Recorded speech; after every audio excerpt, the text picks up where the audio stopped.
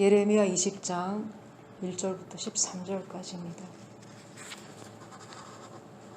한 절씩 교독하겠습니다. 제사장 임멜의 아들 바스울은 여호와의 집 유사장이라 그가 예레미야 2일 예언함을 들은지라.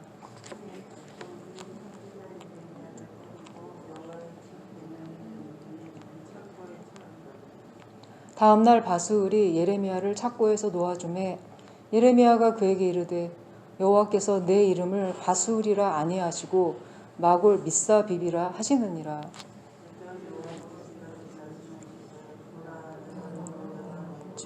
두려움이 되게 하더니 그들이 그 원수의 칼로 들어질 것이고 너는 그것을 볼 것이고 내가 어느 때를 명해서 지리는 그들을 살리고 죽이리라.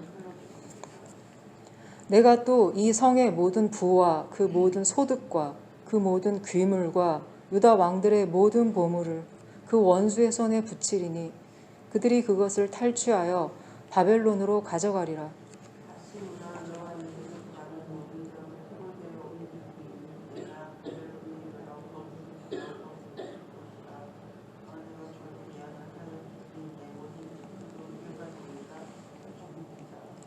여호와여, 주께서 나를 권유하심으로 내가 그 권유를 받아싸우며 주께서 나보다 강하사 이기셨으므로 내가 조롱거리가 되니 사람마다 종일토록 나를 조롱하나이다.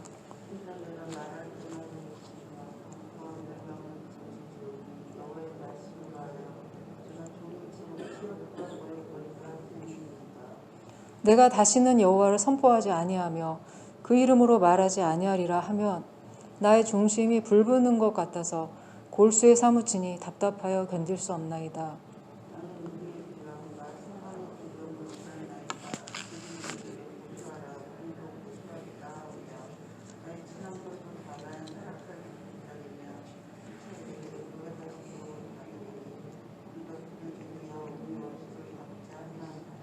그러하오나 여호와는 두려운 용사 같으시며 나와 함께 하시는 고로 나를 박해하는 자가 넘어지고 이기지 못할 것이오며 그들은 지혜롭게 행치 못함으로 큰 수욕을 당하오리니 그 수욕은 영영이 잊지 못할 것이니이다.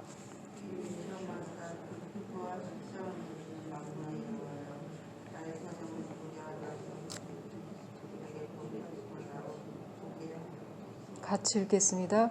여호와께 노래하라. 너희는 여호와를 찬양하라. 가난한 자의 생명을 행악자의 손에서 구원하셨음이니라.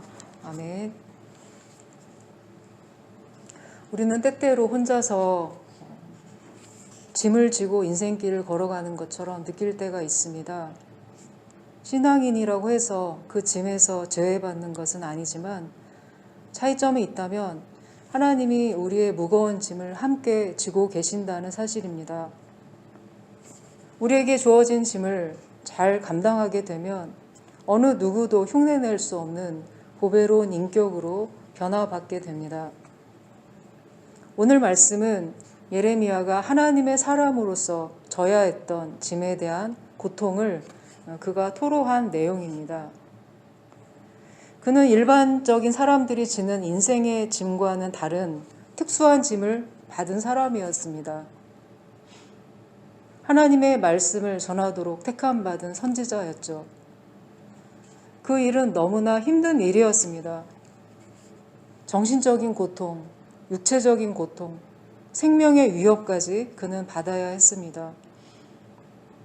심판이 임한다는 하나님의 말씀을 예레미야가 전할 때마다 유다 백성들, 특히 국가를 운영하는 지도자와 종교 지도자들은 예레미야를 때리고 가두고 죽이려고까지 했습니다. 예레미야는 예루살렘 성전에 가서 하나님이 예루살렘 성전을 심판하실 것이라고 외칩니다.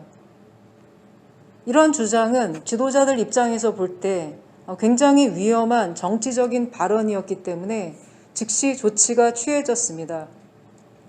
1절에 유사장이라는 단어가 나오는데 총감독이란 뜻입니다. 바스울은 성전의 총감독으로서 공권력을 동원해 그를 때리고 칼을 씌웁니다. 조선시대의 어떤 역적이나 중죄인에게 씌웠던 나무판 안에 둥그런 칼이 있죠.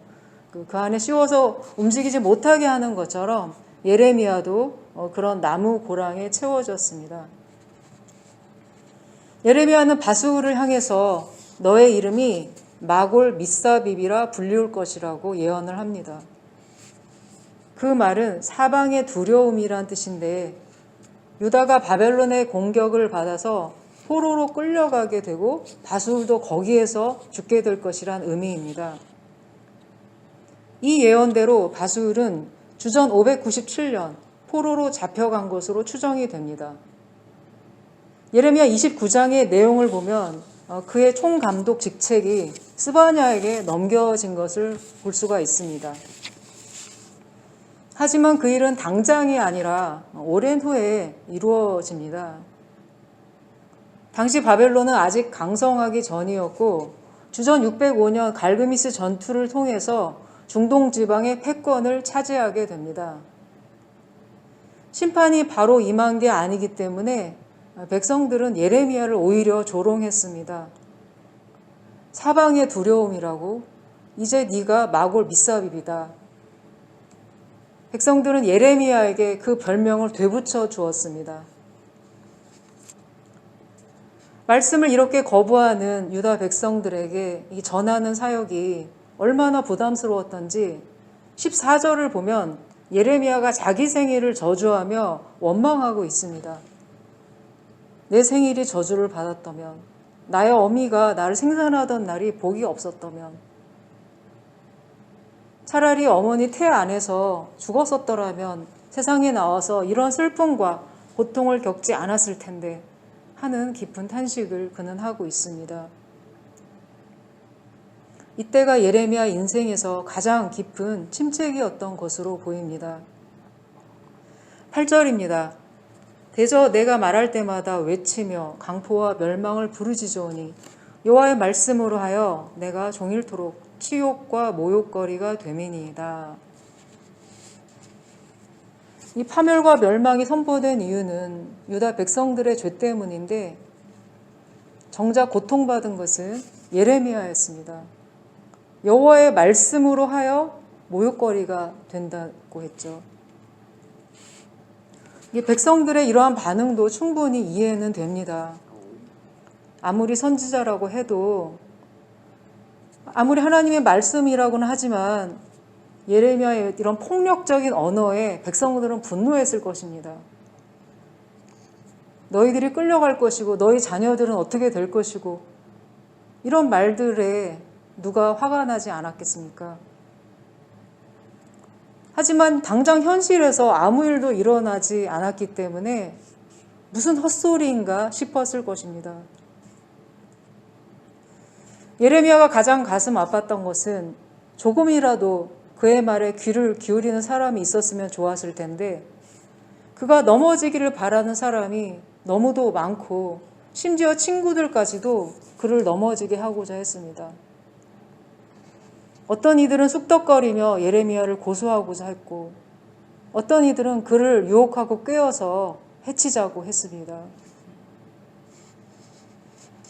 선지자가 성실하게 하나님이 주신 말씀을 전하면 전할수록 고난과 핍박은 더해져 갔습니다.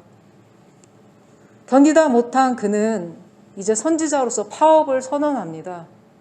9절 상반절입니다. 내가 다시는 여호와를 선포하지 아니하며 그의 이름으로 말하지 아니하리라. 파업 선언이죠. 주님, 이제 저 사역 중단합니다. 하나님이 순진한 저를 꿰셔서 말씀 전하는 자로 삼으셨죠. 그렇게 순종했더니 모욕거리만 되게 하시고 이제 더 이상 못 해먹겠습니다. 그렇게 파업을 선언하자 그에게 더 큰 고통이 있었습니다. 나의 마음이 불붙는 것 같아서 골수에 사무치니 답답하여 견딜 수 없나이다. 소명을 포기하고 살자니 내적으로 불붙는 것 같은 고문이 생겼습니다. 말씀을 전하지 않으면 안 되는 고통이죠. 하나님의 말씀이 우리 속에 있을 때 나타나는 현상입니다. 전하지 않으면 답답해서 견디지 못하게 됩니다. 그러자고 소명대로 살려고 하면 사람들의 핍박은 여전했습니다. 이러지도 저러지도 못하고 하나님 앞에서 탄식하던 예레미야는 자신이 혼자가 아니라는 사실을 발견하게 됩니다. 11절입니다. 그러하오나 여호와는 두려운 용사 같으시며 나와 함께 하심으로.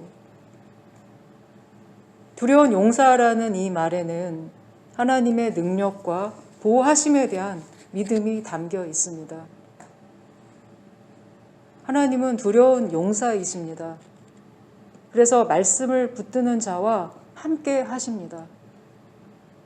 그가 시련을 당하고 있을 때 하나님께로 방향이 고정이 되자 오히려 하나님께 대한 신앙이 새로워졌습니다.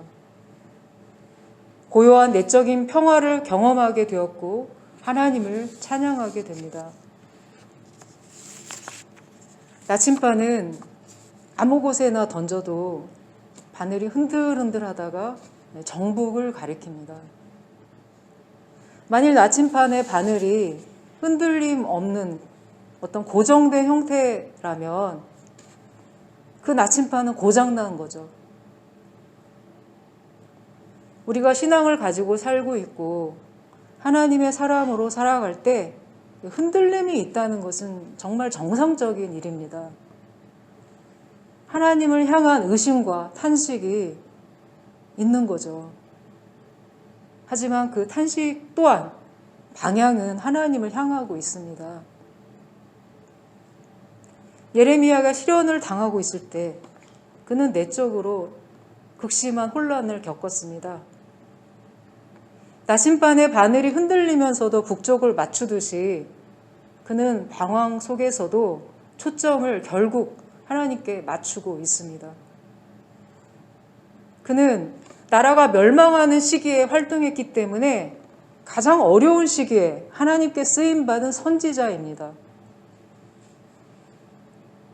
우리는 일기와 같은 그의 솔직한 고백을 접하면서 참으로 그가 위대한 선지자였구나 알게 됩니다.